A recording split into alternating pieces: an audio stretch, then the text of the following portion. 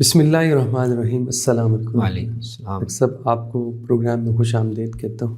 شکریہ بہت۔ صحابہ کے فہم قرآن کی یہ ہماری ایک دوسری نشست ہے۔ اس سے قبل ہم صحابہ کے فہم قرآن کے تحت صحابہ کے رسول اللہ صلی اللہ علیہ وسلم سے قرآن مجید کی انڈرسٹینڈنگ کے لیے کچھ استفسارات ہم نے کچھ مثالیں دیکھی تھیں۔ آج بھی ہم اسی موضوع کو لے کر چلیں گے اور اسی سے ریلیٹڈ کچھ اور مثالیں بھی آپ کے سامنے پیش کریں گے اور آپ کی وضاحت ہم سنیں گے۔ میرے سامنے ایک روایت ہے اور یہ روایت مغیرہ بن شعبہ رضی اللہ تعالیٰ عنہ فرماتے ہیں کہ نبی صلی اللہ علیہ وسلم نے مجھے نجران بھیجا اور وہاں کے لوگوں نے، مسیحیوں نے غالباً، ان سے کہا، تو یہ جو آپ قرآن میں پڑھتے ہیں سیدہ مریم کے بارے میں، یا اخت ہارون، تو یہ اور حضرت مسیح اور موسیٰ کے درمیان تو صدیوں کا فاصلہ ہے، تو یہ آپ کیسے کہہ دیتے ہیں؟ تو حضرت مغیرہ بن شعبہ کہتے ہیں کہ میں جب واپس آیا اور نبی صلی اللہ علیہ وسلم سے یہ بات ذکر کی تو آپ صلی اللہ علیہ وسلم نے فرمایا کہ تم نے انہیں یہ کیوں نہیں کہا کہ لوگ جو ہیں اپنے انبیاء اور صالحین کے نام پہ نام رکھتے ہیں، تو یہ ضروری تو نہیں ہے کہ یہ ہارون سے مراد وہی ہارون۔ تو یہ ایک سوال اب کرسچنز کی طرف سے ان کے سامنے آیا اور انہوں نے نبی صلی اللہ علیہ وسلم کے سامنے وہ قرآن کے حوالے سے رکھا۔ تو یعنی اس طرح کے جیسے قرآن کا مدعا مفہوم سمجھنے کے حوالے سے کچھ سوالات صحابہ میں پیدا ہوئے، اس طرح کے کچھ اشکالات ٹھیک ہے بھی سامنے آئے، بعض دفعہ صحابہ کے ذہن میں پیدا ہوئے، بعض دفعہ کچھ دوسرے لوگوں نے رکھے، تو یہ ان میں سے ایک ہے۔ قرآن ایک تعبیر اختیار کر رہا ہے جو تاریخی طور پر بظاہر ٹھیک نہیں لگ رہی، تو ظاہر ہے قرآن کے الفاظ کو سمجھنا کہ وہ کیا کہہ رہا ہے اور اس کا مصداق تاریخ میں درست ہے یا نہیں، یہ قرآن کے فہم سے ہی متعلق ہے۔ تو نبی صلی اللہ علیہ وسلم نے ایک جو اس کا محمل ہو سکتا ہے اس کی طرف اشارہ فرما دیا کہ ضروری نہیں کہ ہارون نام کے ایک ہی بزرگ بنی اسرائیل میں ہوں۔ بالکل ٹھیک، بالکل حضرت ہارون بنی اسرائیل کے بڑوں میں سے تھے، لیکن یہ ہر قوم کی روایت ہے، بنی اسرائیل میں بھی تھی کہ وہ اپنے بچوں کے نام اپنے بڑوں کے نام پہ رکھتے تھے۔ تو مطلب یہ ہے کہ یہ ممکن ہے کہ سیدہ مریم کے بھی بھائی یا ان کے قبیلوں میں کوئی بڑا اس نام کا ہو، بالکل صحیح، اور اور وہ ان کی نسبت سے ہارون کی ہمشیرہ یا اخت ہارون کے نام سے جانی جاتی ہوں، اور قرآن نے وہی تعبیر استعمال کی۔ بالکل صحیح، تو یہ تو کوئی ایسا اشکال نہیں ہے، یہ تو قرآن خود بھی ایسا نہیں ہے کہ قرآن ناواقف ہونے کی وجہ سے یہ بات کہہ رہا ہے، بالکل صحیح، کیونکہ وہ تو پوری بنی اسرائیل کی ہسٹری خود قرآن بیان کر رہا ہے، جی بالکل، اور وہ خود بتا رہا ہے کہ حضرت ہارون حضرت موسیٰ کے ساتھ تھے، جی اور حضرت مسیح تو بالکل آخر میں بالکل تشریف لائے، صدیوں کا فاصلہ ہے، تو قرآن کو بھی پتہ ہے۔ جی صحیح، بہت اچھا۔ ایک اور روایت ہے اور یہ عدی بن حاتم سے ہے اور یہ بھی مشہور روایت ہے۔ وہ کہتے ہیں کہ میں نبی صلی اللہ علیہ وسلم کے پاس آیا اور میرے گلے میں سونے کی سلیب بھی تھی، اور میں نے کہا کہ یا رسول اللہ، میں نے جو آیت سنی ہے کہ اتخذوا احبارهم ورهبانهم اربابا من دون اللہ، یہ جو قرآن کہتا ہے کہ ارباب من دون اللہ، تو ہم تو ایسا نہیں، ہمارے ہاں تو ایسا نہیں ہے، تو آپ نے، اور ان کی عبادت ہم کیسے کرتے؟ ہم تو عبادت نہیں کرتے، ان کی عبادت نہیں کرتے۔ تو آپ نے فرمایا کہ کیا وہ جس حلال چیز کو حرام کر دیں تم بھی اس کو حرام سمجھتے ہو، اور جس کو حلال کر دیں حرام چیز کو تو یہی تو عبادت ہے ان کی؟ تو اس کو قرآن جو ہے وہ یہاں ارباب من دون اللہ کے تحت تعبیر سے بیان کر۔ تو اب یہ ظاہر ہے یہ اشکال، عدی بن حاتم قبیلہ بنو تیس سے تھے اور ان میں مسیحیت، اچھا، سارا قبیلہ مسیح نہیں تھا لیکن بہت سے لوگ مسیحیت قبول کر چکے تھے، عدی بن حاتم بھی انہیں میں سے تھے۔ بالکل، تو انہوں نے اپنا سوال رکھا کہ قرآن ہمارے بارے میں ایک بات بیان کر رہا ہے، آج جو ہمیں پتہ ہے کہ ہم اپنے احبار اور رہبان کی عبادت نہیں کرتے، قرآن کہہ رہا ہے کہ ان کو رب مان رہے ہیں، تو وہ آپ نے واضح کیا کہ عبادت یعنی پرستش کرنا یا پوجنا، یہ عبادت کی ایک شکل ہے۔ بالکل ٹھیک ہے، بالکل صحیح، ہاں، لیکن عبادت کے اطلاقات یا اس کے مظاہر مختلف ہو سکتے ہیں۔ بالکل صحیح، اور اللہ کو کے ساتھ عبادت میں کسی کو شریک کرنا اس کی کئی شکلیں ہو سکتی ہیں۔ وہ جو مشہور سورہ آل عمران کی آیت ہے اس میں بھی اللہ تعالیٰ نے 3-4 الگ الگ تعبیریں اختیار کی ہیں۔ یہاں یہ کہا گیا نا کہ اہل کتاب کو دعوت دو وہاں اللہ تعالیٰ نے ان کے ہاں خدا کے ساتھ یا اس کی عبادت میں شریک ٹھہرانے کی جتنی الگ الگ صورتیں وہ الگ الگ بیان کی ہیں. الا کلمۃ سواء بیننا و بینکم اللہ نعبد الا اللہ. بالکل ٹھیک. پرستش صرف اللہ کی کریں. صحیح. ولا نشرک بہ شیئا. شرک کی ایک شکل یہ بھی ہو سکتی ہے کہ پرستش آپ کسی چیز کی نہیں کر رہے لیکن تصوراتی طور پر خدا کے ساتھ ٹھیک ٹھہرا رہے ہیں. بالکل ٹھیک. ولا یتخذ بعضنا بعضا اربابا من دون. بالکل ٹھیک. انسانوں کو اللہ کے علاوہ اپنے رب نہ مانے. تو پرستش کرنا یہ ایک الگ شکل ہے. تصوراتی طور پر خدا کے ساتھ شریک ٹھہرانا، جیسے آپ فرشتے ہیں مثال کے طور پر، تو آپ فرشتوں کی عبادت نہ بھی کریں لیکن ان کو خدا کی بیٹیاں قرار دیں. بالکل ٹھیک. بالکل صحیح.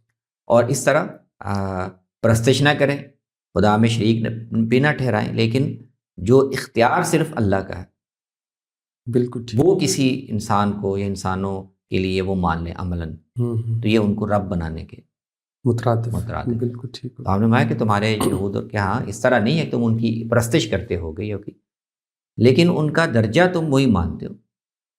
تو اللہ نے جو حکم دیا، شریعت دی، اس کا درجہ، اور تمہارے احبار و رہبان نے جو قاعدے ضابطے شریعتیں قانون بنا دیے ان کو تم ایک ہی درجے میں رکھتے. تو یہ بھی اللہ کی نظر میں بالکل ٹھیک ہو گیا. ایک اور روایت ہے اور اس میں راوی کہتے ہیں کہ جب سہل بن سعد کہتے ہیں کہ جب یہ آیت آئی کہ وَكُلُوا وَاشْرَبُوا حَتَّى يَتَبَيَّنَ لَكُمُ الْخَيْطُ الْأَبْيَضُ مِنَ الْخَيْطِ الْأَسْوَدِ، تو وہاں ایک صاحب تھے، انہوں نے ایک دھاگے دو رکھے ہوئے تھے سفید اور سیاہ، اور ان کو دیکھتے رہتے تھے اور سحری کرتے رہتے تھے. تو اس کی پھر بعد میں آیت نازل ہوئی من الفجر، اور پھر وہ ان کو واضح ہوا. تو وہ بھی اس کو ایسے ہی سمجھ رہے ہیں، بلکہ کچھ روایتوں میں تو غالباً نبی صلی اللہ علیہ وسلم سے بھی جا کے کسی صحابی نے پوچھا کہ رسول اللہ میں نے تو رکھے ہوئے ہیں دھاگے. جی ہاں. تو اب اس طرح کی کچھ مثالیں بھی ہیں کہ جس میں یعنی جو فہیم اور اہل علم صحابہ ہیں، صحیح، ان کو تو ظاہر اشکال پیدا ہو رہا ہے کوئی علمی نوعیت کا. بالکل ٹھیک ہے. صحیح. اور ان کو کسی آیت کے مدعا میں یا نبی صلی اللہ علیہ وسلم یہاں اس کا جیسے عمل ہو رہا ہے یا آپ کے بیان میں جیسے وہ اس کا ذکر ہو رہا ہے، ان کی باہمی مناسبت سمجھ میں نہیں آ رہی. بالکل ٹھیک ہے. لیکن بعض صحابہ میں اور خاص طور پہ اعراب میں ہر طرح کے لوگ ہیں. اب صحابہ میں جو اعراب میں بعض ایسے لوگ ہوں گے جن کو بعض دفعہ اپنی سادگی کی وجہ سے آیت کا جو صاف اور سیدھا مفہوم ہے وہ سمجھنے میں بھی کوئی اشتباہ لاحق ہو گیا ہو، تو یہ اس کی مثال ہے. بالکل ٹھیک. بالکل ٹھیک. تو انہوں نے یہ سمجھا کہ حتیٰ یتبین لکم الخیط الابیض من الخیط الاسود، اس سے مراد یہ ہے کہ روشنی اتنی ہو جائے کہ فزیکلی حصی طور پر دو دھاگے الگ الگ نظر آنے لگے، شاید یہ مراد ہے. تو آپ نے اس کی وضاحت کر دی اور آپ نے اس لیے اس تعریض بھی کی. بالکل صحیح. آپ نے کہا کہ یہ تو تمہاری سادگی ہے، تمہارا تکیہ تو پھر بہت ہی بہت بڑا ہے. اللہ تعالیٰ تو خیط الابیض اور خیط الاسود سے آسمان پر جو روشنی کی اور اندھیرے کی وہ افق ہوتا ہے اس کو بیان کر رہے ہیں. بالکل صحیح. بالکل صحیح. جی. ایک روایت ہے سیدنا انس رضی اللہ تعالیٰ عنہ کہتے ہیں کہ ایک شخص نے رسول اللہ صلی اللہ علیہ وسلم سے یہ سوال کیا کہ یہ جو آیت ہے کہ الذین یحشرون علی وجوہہم الی جہنم اولئک شر مکانا واضل سبیلا، تو اس نے سوال کیا کہ کیا یا رسول اللہ کافر چہروں کے بل ہانکے جائیں گے، یہ کیسے ہو سکتا ہے؟ تو اس پہ آپ صلی اللہ علیہ وسلم نے فرمایا کہ جو ذات آدمی کو پاؤں پہ چلانے پہ قادر ہے وہ چہرے کے بل بھی ہانک سکتی ہے، چلا سکتی ہے.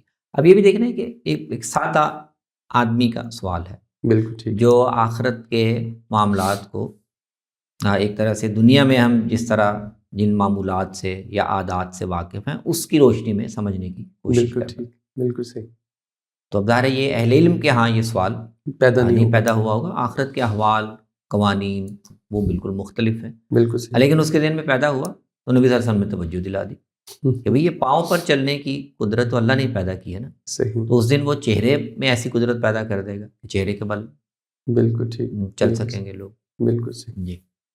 اسی طرح ایسے ہی ایک عام آدمی کا یہ سوال ہے، اس نے نبی صلی اللہ علیہ وسلم سے پوچھا کہ رسول اللہ جنت جو ہے ارضها السماوات والارض ہے، وہ اتنی وسیع ہے، تو جہنم کہاں ہے؟ تو آپ نے فرمایا کہ تم دیکھتے نہیں کہ جب رات ہر چیز کو ڈھانپ لیتی ہے تو دن کدھر جاتا ہے؟ تو اس نے کہا کہ اللہ عالم. تو آپ نے فرمایا کہ اسی طرح اللہ جو چاہے وہ کرتا ہے. جی. تو اس کو بھی آپ نے ایسے ہی ایک تو یہ نبی صلی اللہ علیہ وسلم نے اس کو یہ اس کے سطح ذہنی کے لحاظ سے سمجھایا. اصل میں تو قرآن نے یہ تعبیر استعمال کی ہے لٹرل مفہوم میں نہیں. ٹھیک ہے، بالکل صحیح. یعنی سمجھانے کے لیے کہ انسان کی جو تخیل ہے اس میں وسعت زیادہ سے زیادہ کیا ہو سکتی ہے. کل کائنات آسمان و زمین ہے. بالکل ٹھیک، بالکل. تو اصل میں تو اللہ تعالیٰ انسان کے ذہن میں وسعت کا جو بڑے سے بڑا تصور ہو سکتا ہے اس کو حوالہ بنا رہے ہیں کہ جنت کی وسعت کو اس طرح سمجھو. بالکل صحیح، بالکل ٹھیک. تو یہ مقصد نہیں ہے کہ یہ مراد نہیں ہے کہ جو وسعت ہے وہ اس تک محدود ہے اور اس کے علاوہ اور وسعت اللہ تعالیٰ نہیں پیدا کر سکتا. لیکن آپ نے اس کی سطح ذہنی کے لحاظ سے سمجھایا. بالکل صحیح. کہ ٹھیک ہے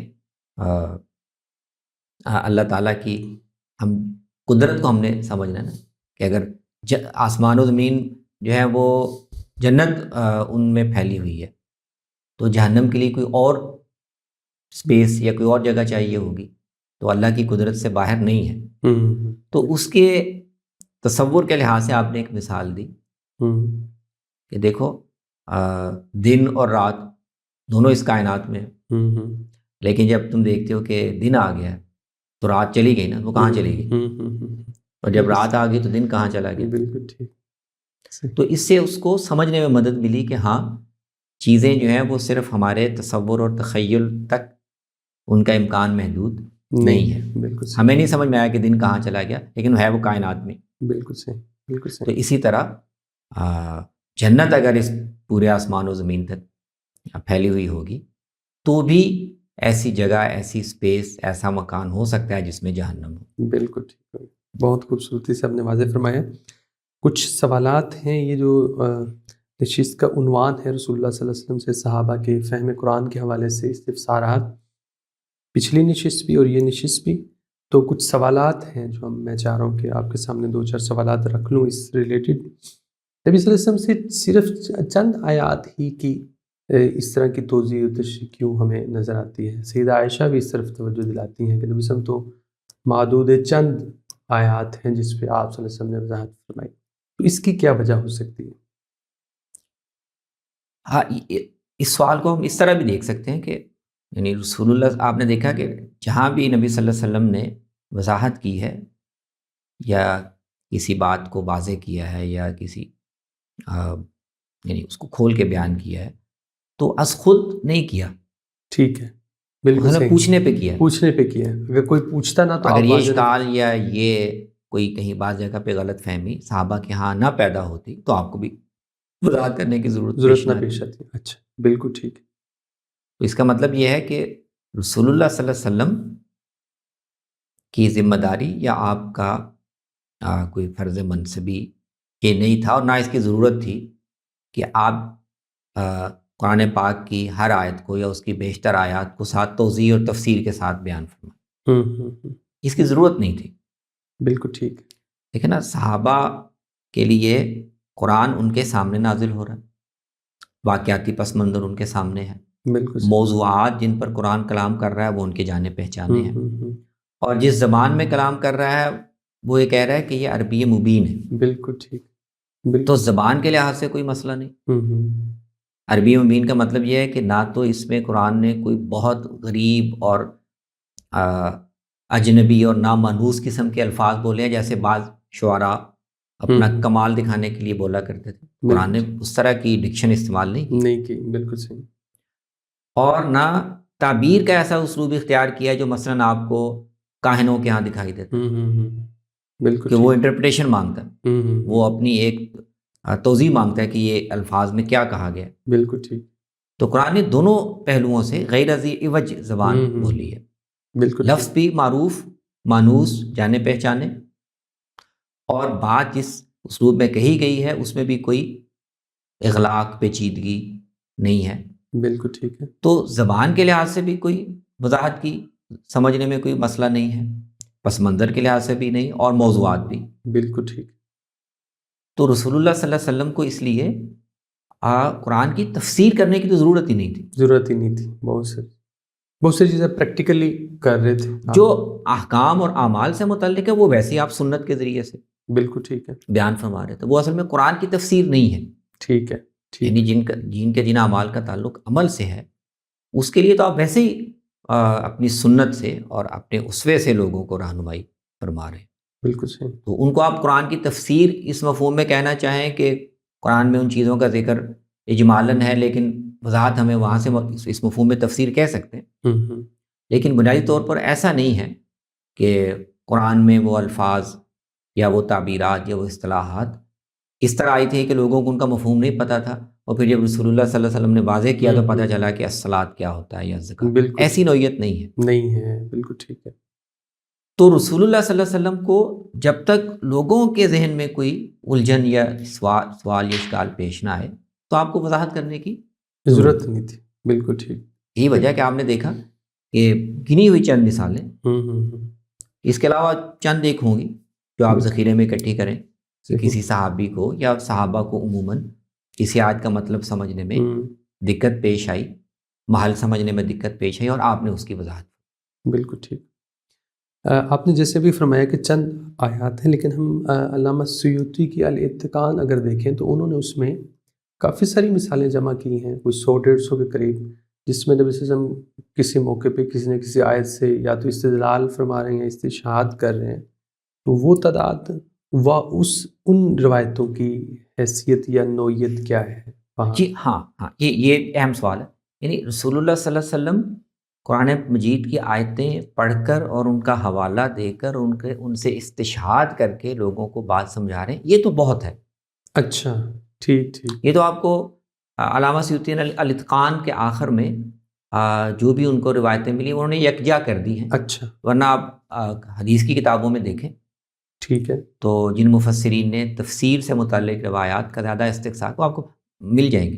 امام بخاری کی کتاب و تفسیر کافی وسیع ہے، اس میں آپ کو بہت سی روایات رسول اللہ صلی اللہ علیہ وسلم سے جہاں کسی آیت کا ذکر کر کے یا اس سے استدلال کر کے یا اس سے استشہاد کر کے بات کو واضح کرنا منقول ہے، وہ اس میں مل جائے گی. بالکل صحیح. امام ترمذی کی کتاب و تفسیر دیکھ سکتے ہیں. امام حاکم نے کافی بڑی کتاب و تفسیر جمع کی ہے. بالکل ٹھیک. بالکل. سعید ابن منصور کی اگر آپ دیکھیں، اچھا، سنن سعید ابن منصور، اس میں کافی بڑا باب ہے تفسیر کا. ٹھیک. لیکن وہ تفسیر اسی مفہوم میں، ایسا نہیں کہ آیت کے کسی مفہوم میں کوئی خفا ہے یا ابہام ہے اور آپ اس کو واضح کرنے کے لیے تفسیر کر رہے ہیں. وہ ساری مثالیں اسی نوعیت کی ہیں کہ آپ ایک بات بیان فرما رہے ہیں اور ساتھ کہہ رہے ہیں کہ قرآن نے بھی یہی بات کہی ہے. بالکل ٹھیک. بالکل قرآن کی فلاں بات سے بھی یہ بات اخذ ہوتی ہے. تو یا استدلال ہے یا استشہاد ہے، یا کئی جگہوں پر بے عینی ہی بات وہ قرآن میں لکھی ہوئی ہے اور آپ کہہ رہے ہیں تصدیق ذالک فی کتاب اللہ. بالکل ٹھیک. تو وہ ساری اس نوعیت کی ہے. بالکل صحیح. وہ تفسیر نہیں ہے، وہ استدلال ہے، استشہاد ہے، بات کو قرآن سے موقت کرنا اس کی. تو ظاہر ہے یہ تو رسول اللہ صلی اللہ علیہ وسلم فرما رہے ہیں. بہت اچھا. یہ جو ہم نے ابھی 2 نشستوں میں دیکھا کہ نبی صلی اللہ علیہ وسلم آیت کوئی سوال آپ کے سامنے آیا اور آپ نے جو وضاحت فرما دی وہ کوئی اس طرح علمی نوعیت کی تو نہیں تھی، جیسے کہ نبی صلی اللہ علیہ وسلم نے مختلف موقعوں پہ جیسے قصر کا آپ نے فرمایا کہ یہ صدقہ قبول فرما. تو اب سوال یہ ہے کہ نبی صلی اللہ علیہ وسلم یہ کس حیثیت سے فرما رہی ہیں؟ ہم تو اگر قرآن سے جڑیں گے، اس کی توضیح تشریح کریں گے تو ہم تو علمی پہلو سے ہی جڑ سکتے ہیں، اس کی زبان کے لحاظ سے ہی جڑ سکتے ہیں. یہ جو نبی صلی اللہ علیہ وسلم فرما رہے ہیں یہ حیثیت تو پھر ایسے لگتا ہے نبی صلی اللہ علیہ وسلم کے پاس ہی ہے بحیثیت رسول، جو آپ توثیق کریں وہ ساری چیزیں. تو یہ جو منہج ہم کیسے اپنا سکتے ہیں؟ جی یہ بھی اچھا سوال ہے اور بالکل درست سوال ہے کہ پیغمبر اللہ کی کتاب کے بارے میں جو بات کہے گا، اس کی جو توضیح کرے گا، اس سے جو اخذ کرے گا، اس کی نوعیت اور اس کے منہج میں جی اور اب بعد میں اہل علم اب وہ جب قرآن پر غور کر کے اس کا مطلب سمجھنے کی کوشش کرتے ہیں تو ان کا منہج کیا ہے اور اس کے لیے وہ کون سے وسائل استعمال کرتے ہیں، ان میں فرق ہے. بالکل ٹھیک. صحیح. بعد کا مفسر جو ہے وہ آپ دیکھیں نا، اب تدریجاً آپ تفسیر کی روایت کو آپ دیکھیں تو جو متن ہے اور اس کے الفاظ ہیں اور اسالیب ہیں اور متن کو سمجھنے اور تفسیر و توضیح کے جو طریقے عام طور پر زبانوں میں استعمال کیے جاتے ہیں، جی ان کی طرف توجہ زیادہ ہو گئی ہے۔ بالکل ٹھیک۔ اور سیاق و سباق کی بات کرنا، لفظ تعبیر کیا استعمال کی گئی ہے، قرآن میں دوسری جگہ یہ کہاں آئی ہے، تو رسول اللہ صلی اللہ علیہ وسلم کے ہاں یہ نہیں ہے۔ بالکل صحیح۔ آپ تو پیغمبر ہونے کی حیثیت سے آپ کو اللہ تعالیٰ نے اپنے دین کا اور کتاب کا جو فہم عطا کیا، آپ اس کی روشنی میں بات کریں۔ بالکل ٹھیک، بالکل صحیح۔ تو اگر جیسے آپ نے دیکھا من یعمل سوءا یجز بہ اور اینا لم یظلم نفسہ، تو جہاں اللہ تعالیٰ کی سنن کی یا اس کے قوانین کی بات ہے، آپ وہاں پہ آیت کی لفظی تفسیر کرنے کے بجائے آپ اللہ کی پوری کتاب کی روشنی میں جو اللہ کا قانون بتایا گیا ہے اور اس کے علاوہ بھی وہی سے بھی آپ کو اس کی رہنمائی دی گئی ہے، تو آپ اس پورے علم کی روشنی میں کسی سوال کو ایڈریس کریں۔ ٹھیک۔ اگر کوئی کسی حکم سے متعلق کوئی فقہی نوعیت کا سوال ہے، جیسے قصر نماز کے متعلق ہے، بالکل صحیح، تو وہاں پر بھی آپ شاہ صاحب نے شاہ اللہ نے اس کو بڑے اچھے انداز میں بیان کیا کہ نبی صلی اللہ علیہ وسلم بھی اجتہاد کرتے ہیں، نبی صلی اللہ علیہ وسلم بھی استنباط کرتے ہیں۔ اس طرح بعض آیتیں ہیں جن کا تعلق کسی حکم سے یا کسی فقہی مسئلے سے ہے، جیسے قصر نماز کا مسئلہ، بالکل ٹھیک، بالکل، تو اس میں بھی آپ اللہ تعالیٰ کی مراد یا شریعت کا مدعا واضح فرما رہے ہیں، لیکن واضح کرنے کا طریقہ وہ نہیں ہے جو بعد میں فقہا اختیار کرتے ہیں۔ بالکل ٹھیک، بالکل صحیح۔ شاہ ولی اللہ نے اس کو بڑے اچھے طریقے سے واضح کیا کہ رسول اللہ صلی اللہ علیہ وسلم کے اجتہاد میں اور بعد کے جو فقہا جیسے اجتہاد کرتے ہیں اس میں بہت بنیادی فرق ہے۔ بالکل ٹھیک، بالکل صحیح۔